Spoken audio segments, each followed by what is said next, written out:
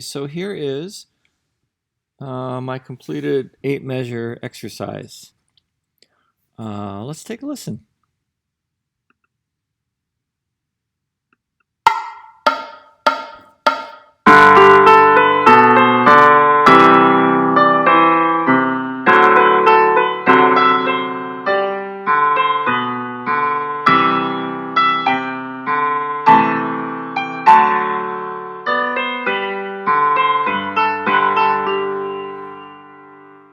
Yeah, it's pretty good. So let's look at the chords first. When we did the composition for our test, I'm not sure exactly on the test how much of this you have to write. The last activity, which we don't have to do, but you can practice on your own in flat if you choose, is this, where you compose the harmony and the melody. So first thing you obviously have to do is choose a key signature. I chose G, 1 sharp. And a time signature, I chose a simple one.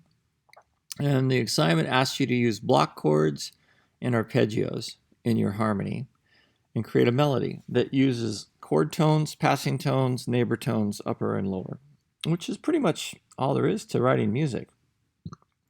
The only other thing you can do is change keys, modulate, or leave the key and come back to it, and follow form. So those are other parts of composition.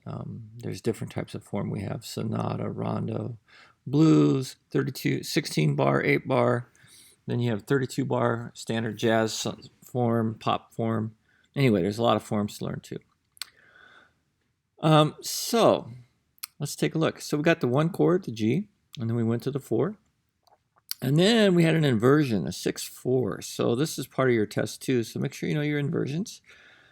What this means is that's the distance from the bass note. When you have figured bass, just remember the upper number is the distance to the upper note. Lower number is the distance to the closer note to the bottom note. So 4 up from the A is a D, second, a third, a fourth. And that's the name of this chord, is a D chord. And then it's a 6 up to the F sharp. So we have D, F sharp, and A makes our 6 chord. 4/2, again, we got the 5/7 chord. So the C is in the bass. So that means it's a second up to the root of the chord and a fourth up to the third from C. C to F sharp is a fourth. It's a funky fourth. It's actually an augmented fourth, but it's still a fourth in the figure bass style. So that's how you do that. On the arpeggios, I just write out the main chord here. I didn't write out the Roman numerals in classic chord notation. The C chord again. Then we had the passing tone we learned about. A minor, and this is an unusual figured bass because it's in first inversion, so it's only a third from C to E, but it's a sixth up to the root of the chord. So that's an unusual, and first inversion looks unusual on an A minor chord. I don't think we've learned about that quite yet. A straight traditional 5 chord, again an arpeggio on a G. We had the